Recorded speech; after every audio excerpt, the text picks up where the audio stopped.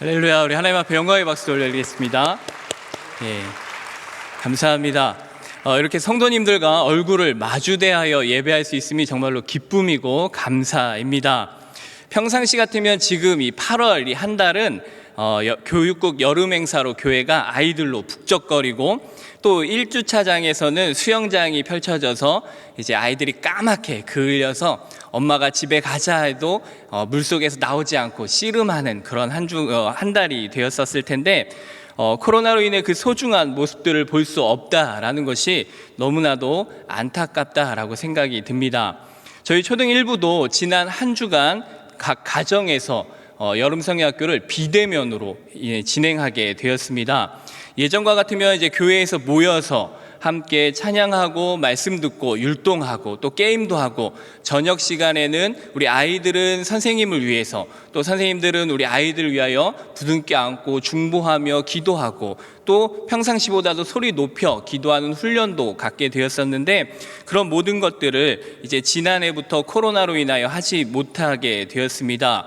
그래서 그것들이 너무나 큰 아쉬움이었는데, 그럼에도 이러한 최악의 상황에서도 최선을 다하여서 여름성경학교가 될 수 있도록 초등1부 선생님들과 또 각 가정에서 우리 부모님들께서 잘 협조해 주신 덕에 은혜롭게 지난 한 주간 초등1부 여름성경학교를 잘 마치게 되었습니다.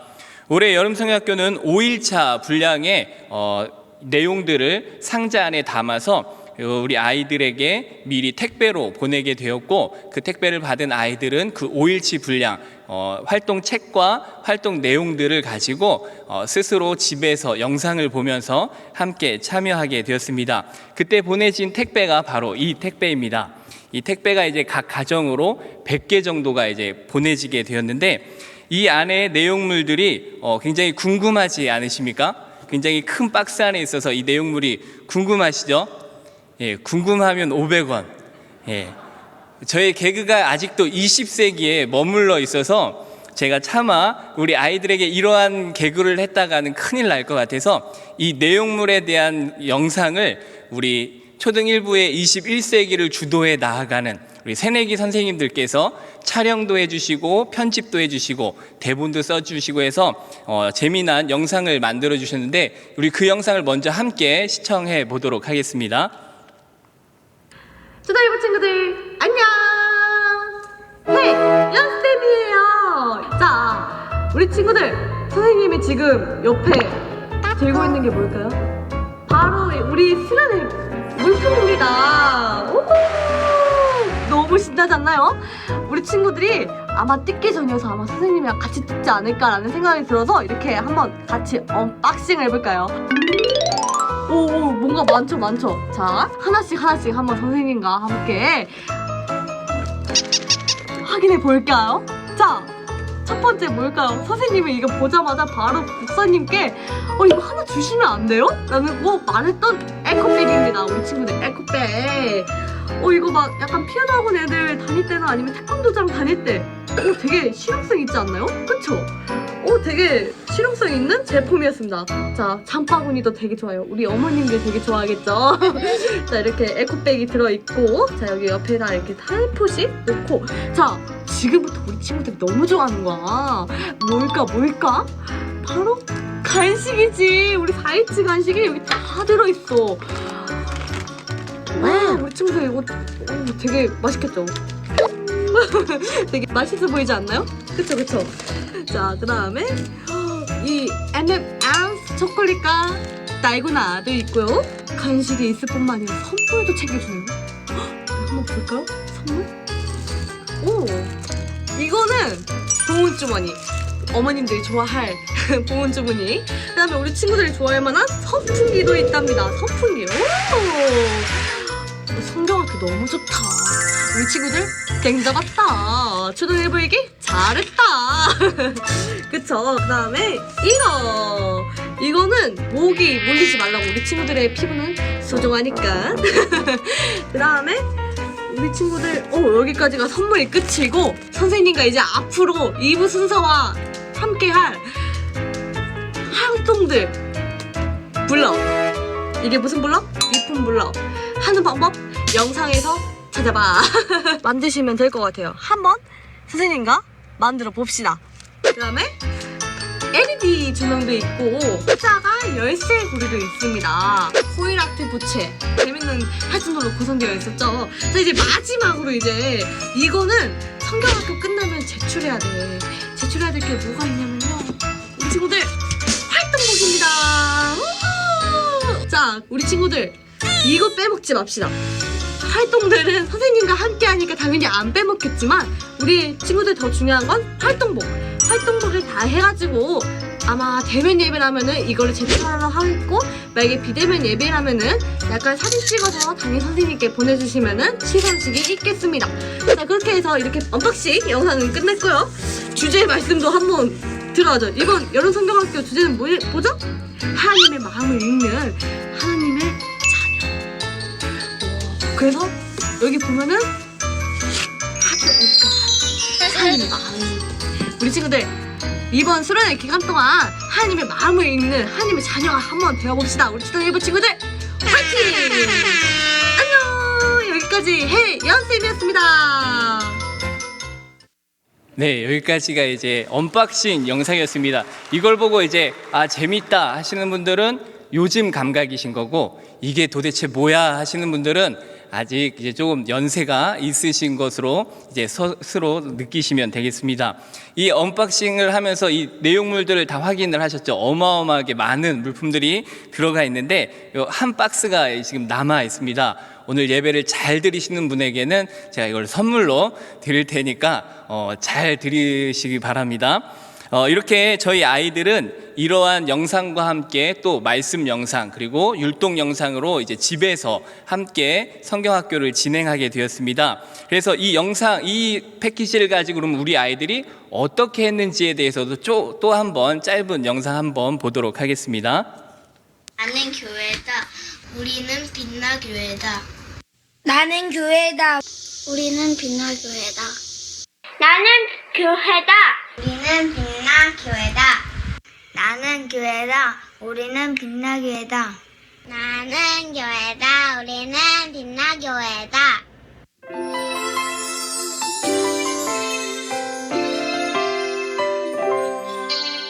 들어봐요. 말씀. 읽어봐요. 말씀. 하나님의 말씀을 느껴봐요. 사랑. 말해봐요. 사랑. 하나님의 사랑을 들어봐요. 말씀. 읽어봐요. 말씀. 하나님의 말씀을 감사해요. 약속. 찬양해요. 약속. 하나님의 약속을 하나님 우리에게 주신 말씀 놀랍고 신기한 사랑의 편지 말씀을 듣고 말씀을 읽고 말씀대로 살아요. 말씀을 듣고 말씀을 읽고 말씀대로 살아요.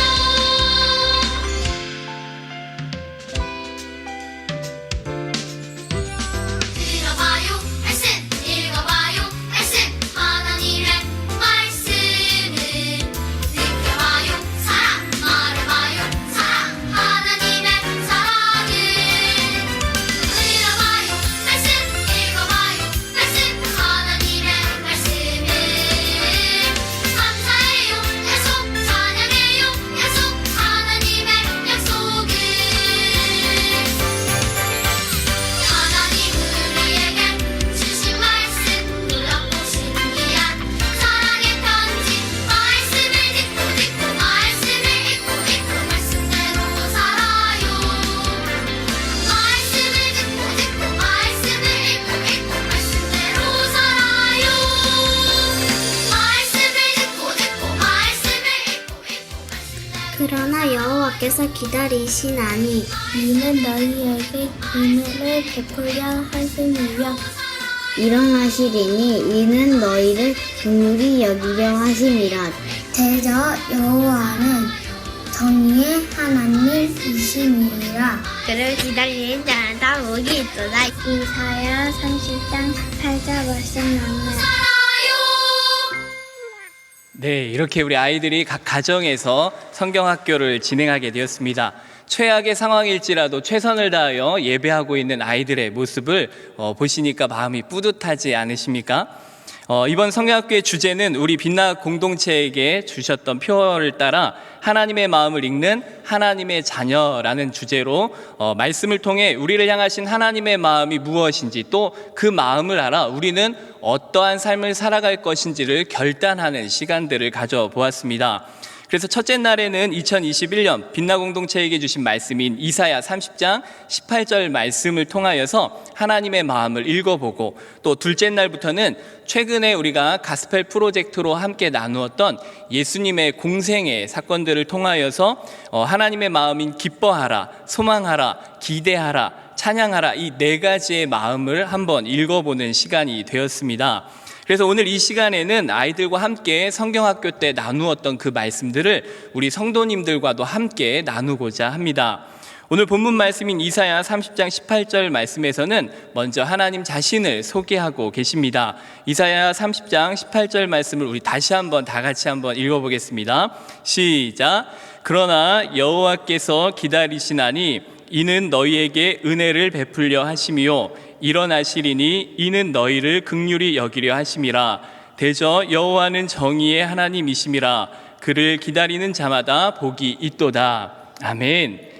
대저 여호와는 정의의 하나님이시다라며 자신을 소개하고 계십니다. 다시 말해서 불의에 대해서 반드시 공의로 심판하시는 분이 바로 우리 하나님이시다라는 것입니다. 그런데 이 말씀의 시작은 다릅니다. 그러나 여호와께서 기다리신다라는 것입니다. 그런 공의의 하나님이 심판이 바로 이루어지는 것이 아니라 먼저는 하나님이 기다려주신다라고 말씀하십니다. 그 기다림의 이유는 너희에게 은혜를 베풀기 위함이다. 또 너희를 긍휼히 여기려 하심이다라고 말씀하십니다. 따라서 우리 역시 그런 하나님의 사랑과 공의를 기대하며 기대할 때 우리에게 복이 있다라고 성경은 말씀하고 있습니다. 물론 이 복의 개념이 우리가 생각하는 복의 개념과는 다를 수 있습니다. 그런데 분명한 것은 하나님이 주신다라고 약속하셨기에 그것은 분명히 좋은 것이다 라고 생각할 수 있습니다. 왜냐하면 마태복음 7장 11절에서 이렇게 말씀하십니다. 함께 읽어보겠습니다. 시작. 너희가 악한 자라도 좋은 것으로 자식에게 줄 줄 알거든 하물며 하늘에 계신 너희 아버지께서 구하는 자에게 좋은 것으로 주시지 않겠느냐.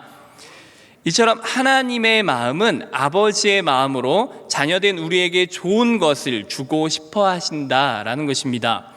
따라서 지금과 같이 힘들고 어려운 시간들을 보내고 있는 우리는 그 어느 때보다 더 하나님의 은혜와 긍휼을 기대하고 또 기다리며 눈에 보이는 상황과 환경에 흔들리지 말고 끝까지 하나님만을 기대하며 기다리는 믿음이 필요할 것입니다.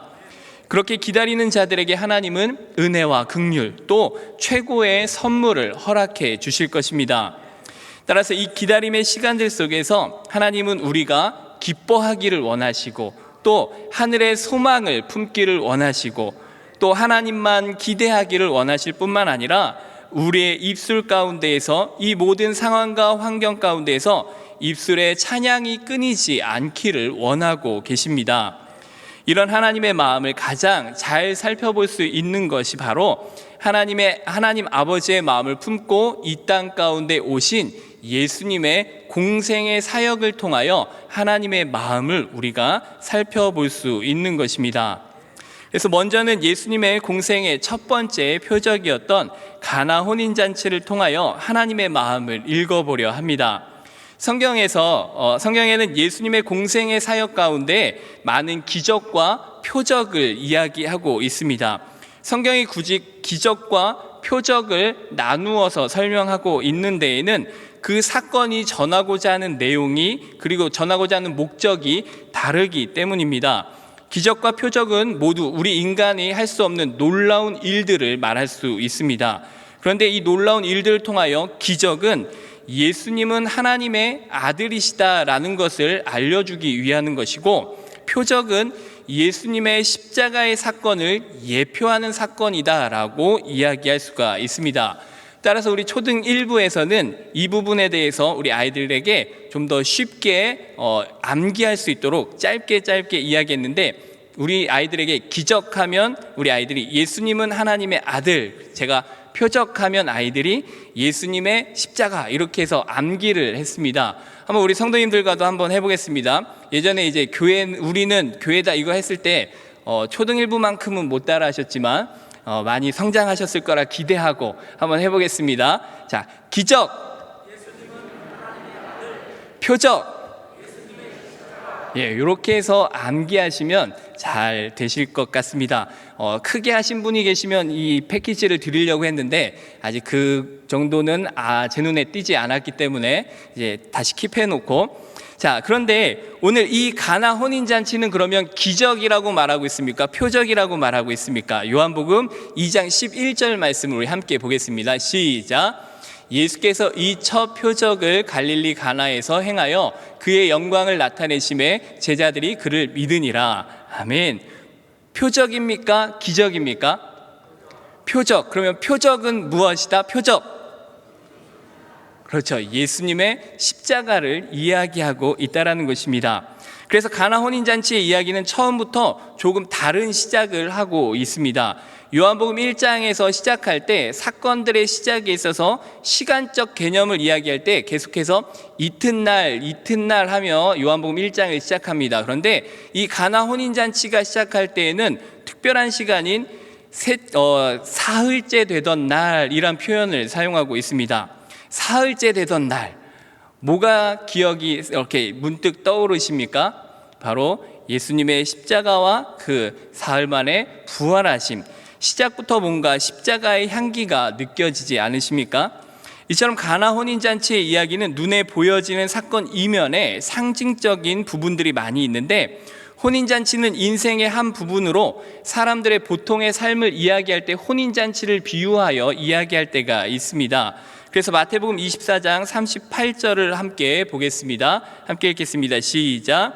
홍수 전에 노아가 방주에 들어가던 날까지 사람들이 먹고 마시고 장가들고 시집가고 있으면서, 이렇게 보통의 사람들이 살고 있는 삶의 형태를 이야기할 때 시집가고 장가들었다, 이 혼인잔치를 이야기할 때가 있습니다. 그리고 그 혼인잔치 가운데에서 이야기하고 있는 이 포도주는 사람들의 삶에 있어서 기쁨을 표현하는 것 중에 하나입니다. 그런데 이 중요한 것은 이 포도주가 그 혼인잔치 가운데 떨어졌다라는 것입니다. 다시 말하면 우리의 삶 가운데 있는 이 기쁨이 사라져 버렸다라는 것을 상징하는 것입니다. 이처럼 인간의 삶 가운데 만들어낸 기쁨은 결국 한계가 있다라는 것이고, 그리고 그 기쁨은 영원할 수는 없다라는 것을 상징적으로 보여주고 있는 것입니다. 그 가운데 예수님께서는 돌 항아리에 물을 가득 채우게 하시고 그 물을 포도주로 다시 바꾸시는 놀라운 표적의 일들을 보여주셨는데, 이 표적 가운데 사용되어진 이 돌 항아리, 그리고 이 물은 당시의 율법에 따라 손님을 초대하고 그 손님들의 손과 발을 씻겨주는 정결 예식에 사용되어졌던 하나의 도구들이었습니다. 그래서 이때 사용되어진 이 돌 항아리와 이 물은 당시 율법을 상징하는 대표적인 물건이었던 것입니다. 그런데 이것을 다시 포도주로 바꾸셨다라는 것은 율법으로 이룰 수 없는 구원을 예수님의 십자가의 보혈로 완성하신다라는 것을 상징적으로 보여주는 사건이다라는 것입니다. 따라서 예수님의 십자가의 보혈로 완성하셨다라는 것을 의미하는 이 잔치의 모습을 보여줍니다. 그래서 그 십자가의 보혈로 죄 가운데 막혀있던 하나님과 우리의 관계를 회복시켜 주시고, 잃어버렸던 에덴의 기쁨과 행복, 풍요를 다시금 회복시켜 주셨다라는 것입니다. 이처럼 하나님은 우리의 기쁨을 회복시켜 주시기 위해 자신의 독생자도 아낌없이 이 땅 가운데 보내주셨습니다. 이 귀한 복음 앞에서 우리가 언제까지 낙심하며 얼굴을 찡그리고 있어야 하겠습니까? 하나님은 예수 그리스도의 보혈로 우리의 모든 기쁨을 회복시켜 주시고 그 복음 안에서 우리가 늘 기뻐하기를 원하고 계십니다. 예수 그리스도의 보혈의 은혜 앞에서 기쁨을 회복하실 수 있는 저와 우리 빛나교의 모든 성도님들 되시기를 간절히 소망합니다. 또 우리가 볼 두 번째 사건은 바로 오병이어의 사건입니다. 이 사건 역시 요한복음 6장 14절에 이렇게 시작을 합니다. 함께 읽겠습니다. 시작. 그 사람들이 예수께서 행하신 이 표적을 보고 말하되 이는 참으로 세상에 오실 그 선지자라 하더라. 아멘. 이 사건 역시 표적이다라고 이야기하고 있습니다. 그러면 이 오병이어 사건도 마태, 마가, 누가, 요한에 다 기록되어 있는데 특히 요한이 표적으로 기록하고 있다는 것은 요한 사도가 이 이야기를 통하여 예수님의 십자가를 이야기하고 싶다라는 것입니다.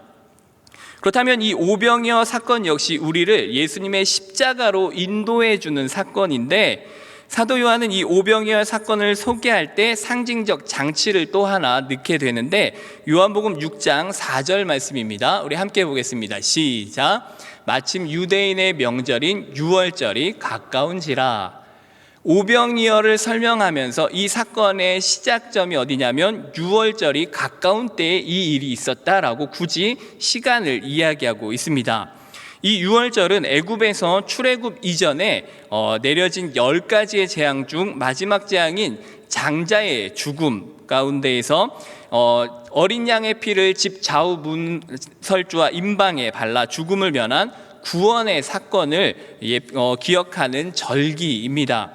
그래서 이것이 바로 세상죄를 쥐고 가는 하나님의 어린 양 되신 예수 그리스도의 십자가 보혈로 인해 죄와 죽음으로부터 우리를 구원하시는 사건과 연결시키는 가장 중요한 절기이기도 합니다. 그래서 이 오병이어 사건 역시 우리를 예수님의 십자가로 향할 수 있도록 유월절 때가 가까운 때다라고 시간적 의미를 이야기하면서 유월절을 이야기하고 있는 것입니다. 그 중에서도 우리가 주목해야 할 사건, 그래서 이 오병이어는 십자가를 예표하고 있는데 그래서 우리는 요한복음 6장 5절 말씀에서 이 부분을 잘 기억해야 합니다. 우리 함께 읽어보겠습니다. 시작. 예수께서 눈을 들어 큰 무리가 자기에게로 오는 것을 보시고 빌립에게 이르시되 우리가 어디서 떡을 사서 이 사람들을 먹이겠느냐 하시니. 아멘.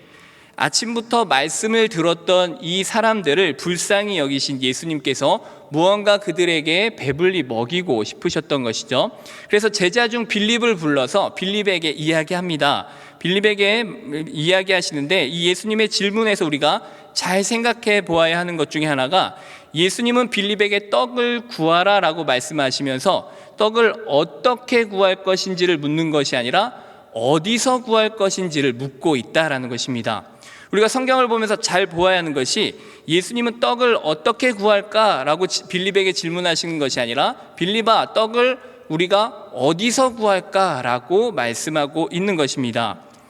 그런데 이 예수님의 질문을 이해할 수 없던 빌립은 어디서 구하지가 아닌 어떻게 구하지에 대한 대답을 합니다. 그래서 요한복음 6장 7절에 빌립은 이렇게 대답을 하죠. 함께 보겠습니다. 시작. 빌립이 대답하되 각 사람으로 조금씩 받게 할지라도 200데나리온의 떡이 부족하리이다. 이렇게 해봐도 우리가 할 수 있는 방법은 이것밖에 없습니다라고 방법적으로 어떻게 해야 될지를 이야기합니다. 그래서 예수님은 그들에게 다시금 이 질문에 대한 정확한 답을 말씀해 주시는데 요한복음 6장 33절입니다. 함께 읽겠습니다. 시작. 하나님의 떡은 하늘에서 내려 세상에 생명을 주는 것이니라. 아멘. 예수님이 말씀하시고자 했던 것은 이 땅의 것들을 어떻게 해서 구해 줄 것을 말씀하신 것이 아니라 하늘로부터 내려온 참떡이신 예수 그리스도를 말씀해 주고 있으셨다라는 것입니다. 십자가에서 자신의 살을 찢어 우리를 살리시기 위해 이 땅에 오신 참떡이신 예수님만이 우리 삶의 문제의 모든 해답이라는 것을 우리에게 말씀해 주고 있는 것입니다. 성도님들께서는 삶의 문제 앞에 어떻게 반응하고 계십니까? 우리는 보통 빌립과 같이 어떻게 이 문제를 해결하지라는 것을 생각하게 됩니다. 그러나 하나님은 우리에게 어디로부터 해결하지라는 것을 묻고 계신다라는 것입니다. 시편 121편 1절로 2절 말씀 우리 함께 읽어볼까요? 시작. 내가 산을 향하여 눈을 들리라. 나의 도움이 어디서 올까? 나의 도움은 천지를 지으신 여호와에게서로다. 아멘. 모든 삶의 문제 가운데 때론 죽고 사는 문제 앞에 있을지라도 우리의 답은 어떻게가 아니고 어디서여야 한다라는 것입니다. 하나님은 우리에게 말씀하십니다. 눈을 들어 나를 보아라. 내가 너를 도와줄게. 내가 너의 소망이 되어줄게 라고 말씀하고 있는 것입니다. 삶의 문제 앞에서 다시 한번 우리가 결단할 수 있었으면 좋겠습니다. 내게 문제가 있을 때 나는 어떻게 하지? 라는 것이 아니라 어디로부터, 하늘로부터 나는 오늘도 하나님만을 소망하리라 라고 결단할 수 있는 저와 우리 빛나게 모든 성도님들 되시기를 간절히 소망합니다. 자, 그렇다면 정말로 이제는 세상에 기대하는 것이 아니라 오직 하나님만 우리가 기대해야 하는 것입니다. 마가복음 5장 21절로 43절 말씀에서는 두 명의 여인이 등장합니다. 두 명의 여인, 한 명은 12년 12해를 혈루증을 앓았던 여인이었고 또 다른 한 명의 여인은 12살 된 여자아이였습니다. 정확한 병명은 나와 있지 않지만 목숨이 위태로운 상황이다라는 것을 성경은 기록하고 있습니다. 이 두 여인에게는 공통점이 있었는데 먼저는 둘 다 죽음의 고통 가운데 있었다라는 것입니다. 먼저 마가복음 5장 23절 말씀을 함께 보겠습니다. 시작. 간곡히 구하여 이르되 내 어린 딸이 죽게 되었사오니 오셔서 그 위에 손을 얹으사 그로 구원을 받아 살게 하소서 하거늘. 이 딸은 회당장 야이로의 딸로 이야기됩니다. 이 회당장 야이로의 딸은 12살 된 어린 소녀였는데 병명은 알 수 없지만 죽을 병이다라는 것은 우리가 알 수 있습니다. 그래서 목숨이 위태로운 상황에 있다라고 성경은 기록하고 있습니다.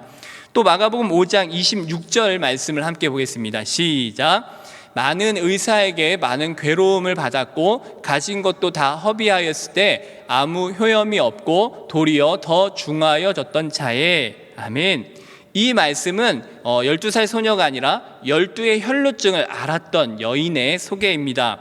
12년 동안 혈루증을 앓아온 여자는 많은 의사들을 찾아갔고 그들에게 다양한 치료의 방법으로 치료를 받았지만 아무 차도가 없었고 오히려 그 치료를 받는 과정 가운데 모아왔던 모든 돈도 다 쓰게 되었고 오히려 병세는 더 악화되었다라고 이야기하고 있습니다.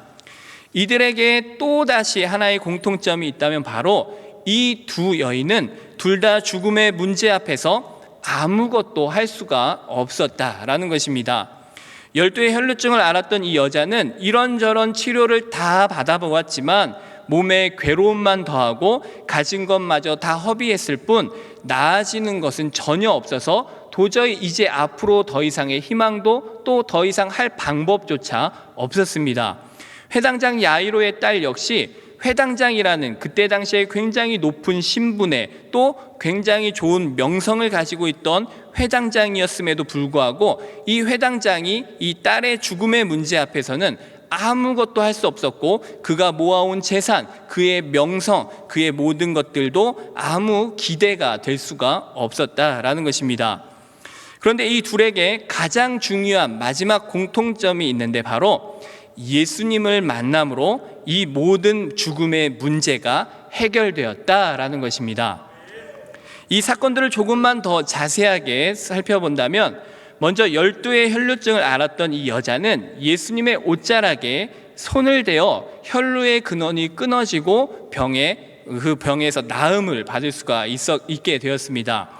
그런데 이 여자의 행동에 굉장히 큰 의미가 있는데 이 레위기 15장 1절로 6절의 긴 말씀을 보면은 이 혈루증을 이 구약 시대에서는 유출병으로라고 이제 기록을 하고 있는데 이 유출병에 대한 레위기 15장의 설명을 쭉 보면 이 유출병에 걸린 사람은 부정하다 여기게 되었습니다.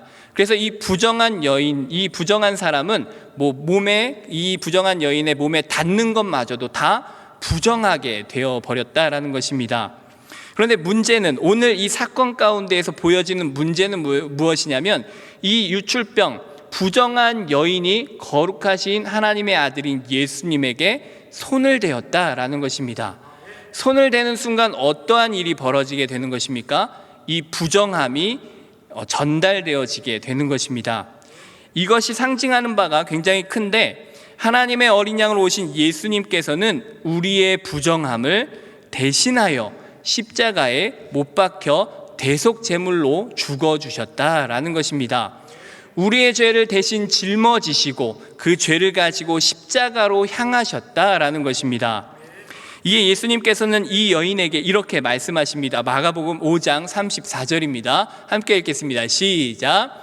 예수께서 이르시되 딸아, 내 믿음이 너를 구원하였으니 평안히 가라. 내 병에서 놓여 건강할지어다. 아멘. 믿음으로 너는 죄사함을 받았고 구원을 받았으니 죄와 사망의 문제에서 놓여 너는 앞으로 자유하라 라고 선포하시는 것입니다. 이 죽음의 사건이 있어진 후에 나타나게 되는 사건이 무엇입니까? 12살 되었던 이 소녀는 결국 죽음을 맞이하게 됩니다. 그런데 이 죽음을 맞이한 소녀에게 찾아간 예수님께서 다시 이 죽음의 소녀를 살리시는 사건이 벌어지게 되는 것입니다. 죄를 대신하여 짊어지시고 십자가로 가셔서 우리의 죄를 대신하여 죽어 주셨던 예수님께서 3일 만에 다시 부활하심을 우리에게 보여주시는 사건인 것입니다. 우리 믿는 자들에게 있어서 가장 큰 기대는 무엇이 되겠습니까? 바로 이 부활의 영광이 되는 것입니다. 사도 바울은 고린도전서 15장 19절에서 이렇게 이야기합니다. 우리 함께 읽겠습니다. 시작. 만일 그리스도 안에서 우리가 바라는 것이 다만 이 세상의 삶뿐이면 모든 사람 가운데 우리가 더욱 불쌍한 자이리라. 우리에게 부활이 없다면 우리는 불쌍한 자일 뿐인 것입니다. 그러나 우리에게 부활이 있기에 이 삶이 다가 아니기에 우리는 그것을 기대하며 이 땅 가운데에서 하나님 나라를 소망하며 기쁨으로, 감사로, 찬양으로 살아갈 수 있다라는 것입니다. 그래서 저는 우리 초등일부 아이들과 우리 모든 아이들을 위하여 기도할 때마다 자주 기도하는 것이 있는데, 우리 아이들이 세상의 성공을 기대하는 사람으로서 크는 것이 아니라 하나님 나라의 영광을 기대하며 크는 하나님의 사람들이 되게 해달라고 기도를 합니다.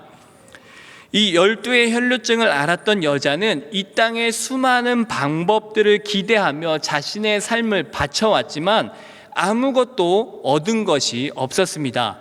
또 12살 소녀의 아버지 이 회당장 야이로도 높은 지위와 권세, 많은 물질이 있었음에도 불구하고 그것이 이들의 삶의 문제를 해결하는 기대가 될 수는 없었다라는 것입니다. 오직 그들의 기대는 예수님만 만나면, 이 12의 혈루증을 앓았던 이 여인은 내가 예수님의 손에 옷자락에 손만 대면, 회당장 야이로는 예수님이 우리 집에 오셔서 우리 죽어가는 딸에게 손을 얹어 기도하시기만 한다면, 결국 이들의 기대는 다 무엇이었습니까? 세상의 방법, 세상의 그 모든 어떠한 것들이 아니었고 오직 예수님이었다라는 것입니다. 이 땅의 삶이 때론 버겁고 힘들더라도 우리 예수님만 기대하고 부활의 영광을 기대하며 사는 저와 우리 빛나교회 모든 성도님들 되시기를 간절히 축원합니다. 그 기대를 가지고 우리는 마지막까지 우리의 입술 가운데에서 하나님을 향한 믿음의 찬양이 끊이지 않았으면 좋겠습니다. 하나님은 우리에게 찬양받기를 원하고 계십니다. 마지막으로 함께 나누고자 하는 사건이 바로 요한복음 13장에 기록되어 있는 예수님의 십자가 사건이 있기 전 제자들과 함께 하셨던 마지막 만찬과 그 가운데 있었던 세족식 사건입니다. 예수님은 제자들과 마지막 만찬을 하시던 중에 옷을 벗으시고 제자들의 발을 씻겨 주시게 되었습니다. 당시 이스라엘 백성들에게 있어서 이 발을 씻기는 행위는 크게 두 가지의 의미가 있었습니다. 하나는 성전에 들어가기 전에 손과 발을 씻는 정결 예식입니다. 출애굽기 30장 20절로 21절 말씀 우리 함께 읽겠습니다. 시작. 그들이 회막에 들어갈 때에 물로 씻어 죽기를 면할 것이요 제단에 가까이 가서 그 직분을 행하여 여호와 앞에 화제를 살을 때에도 그리할지니라. 이와 같이 그들이 수족을 씻어 죽기를 면할지니 이는 그와 그의 자손이 대대로 영원히 지킬 규례니라. 아멘. 거룩하신 하나님께 나아가기 위한 필수적인 정결 예식 중에 하나로 바로 손과 발을 씻는 행위가 있었습니다. 그런데 이렇게 성전 예식 외에도 일반적인 삶의 정결 예식법도 있었는데 일반적인 가정에 들어갈 때에도 율법으로 정해진 것이 그들의 손과 발을 씻는 것이었습니다. 그래서 우리가 앞에서 보았던 가나 혼인잔치에 돌 항아리를 준비하고 물을 준비했던 이유가 손님들의 손과 발을 씻기 위한 정결 예식을 위한 준비였다라는 것입니다. 이렇게 이스라엘 사람들은 항상 발 씻을 물을 준비해 두었고 발을 씻어야지만 집에 들어와 함께 식탁 교제를 나눌 수 있게 되었던 것입니다. 그래서 발 씻을 물을 손님에게 대접하면 그 손님을 초대하고 환영한다라는 의미가 있었고, 이 손님이 왔음에도 불구하고 발 씻을 물을 주지 않는다면 그 손님을 거절하는 의미가 있었다라는 것입니다. 따라서 예수님께서 제자들의 발을 씻겨 주셨다라는 것은 단순히 십자가에 못 박혀 죽으시기 전에 지금까지 예수님과 함께하며 수고해 주었던 제자들을 위로하고 섬기고 또 이 섬김의 본을 보여주시기 위한 것 이상의 더 큰 의미가 있는데, 예수 공동체 안으로 예수님이 지금 초대하고 환영하고 있다라는 것입니다. 내게 들어와서 너희가 나로 더불어 먹고 나도 너희와 더불어 먹고 너희와 내가 영원토록 함께하자라는 의미가 있다라는 것입니다. 그런데 이것을 이해하지 못한 베드로는 예수님께 어떻게 말을 합니까? 요한복음 13장 8절 상반절 말씀을 보면 이렇게 말합니다. 시작. 베드로가 이르되 내 발을 절대로 씻지 못하시리이다. 예수님이 이렇게 초대하고 환영하고 있어서 너는 나와 함께하자라는 것을 이해하지 못한 베드로는 안 됩니다, 예수님. 저의 발을 씻어서는 안 됩니다 라고 이야기합니다. 그러자 예수님께서는 그 베드로에게 이렇게 대답하십니다. 하반절 말씀인데요, 우리 함께 읽겠습니다. 시작. 예수께서 대답하시되 내가 너를 씻어주지 아니하면 내가 나와 상관이 없느니라. 내가 너를 초대하고 있는데 너가 이 초대에 응하지 않으면 너와 나는 상관이 없는 사람이 된다라고 이야기하는 것입니다. 여기에서 이 상관이란 단어가 헬라어는 메로스라는 단어를 쓰는데, 이 메로스라는 단어가 또 다른 본문에도 쓰여진 부분이 있는데 누가복음 15장 12절입니다. 우리 함께 읽어보겠습니다. 시작. 그 둘째가 아버지에게 말하되 아버지여 제산 중에서 내게 돌아올 분깃을 내게 주소서 하는지라.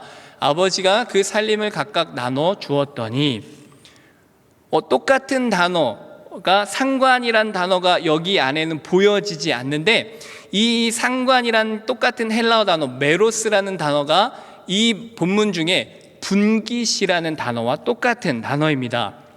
한글로 봐서는 보이지 않지만 헬라어로 보면은 이 분깃이란 단어와 상관이란 단어가 똑같은 단어인데, 이 말은 무엇이냐면 예수 공동체 안으로 초대를 거절하면, 다시 말해서 예수님과 한 가족이 되어지지 않는다면 너는 하늘나라의 상속권, 분깃이 없다라고 말씀하고 있는 것입니다. 이렇게 예수님은 공동체 안으로 우리를 초대하여 주셨고 그 안에서 하나님 나라의 상속자가 되게 해 주셨다라는 것을 이 사건을 통하여 말씀해 주고 있는 것입니다. 지금도 여전히 예수님은 십자가의 사랑으로 우리를 초대하고 계십니다. 마치 군중 속에서 예수님의 옷자락에 손을 대어 그 부정함이 깨끗해진 이 여자를 끝까지 추적하여 찾아내 부르셨던 이 예수님이 죄의 부정함 가운데 있는 우리들을 끝까지 사랑하시는 마음으로 추적하여 지금도 우리를 부르시고 있다라는 것입니다. 그 부르심 가운데 응답되어 나온 우리 모두는 바로 교회 공동체가 되어지게 된 것입니다. 그래서 교회를 뜻하는 헬라어 에클레시아라는 단어의 본 뜻은 부르심을 받은 자들의 모임이라는 뜻입니다. 우리는 죄 가운데 있었지만 예수 그리스도의 십자가의 사랑으로 부르심을 받아 하나의 교회 공동체를 이루게 된 것입니다. 이렇게 교회 공동체를 이룬 우리는 하나님과 가족이 되었고 하늘나라의 상속, 분깃을 받는 하나님의 사람들이 되었다라는 것입니다.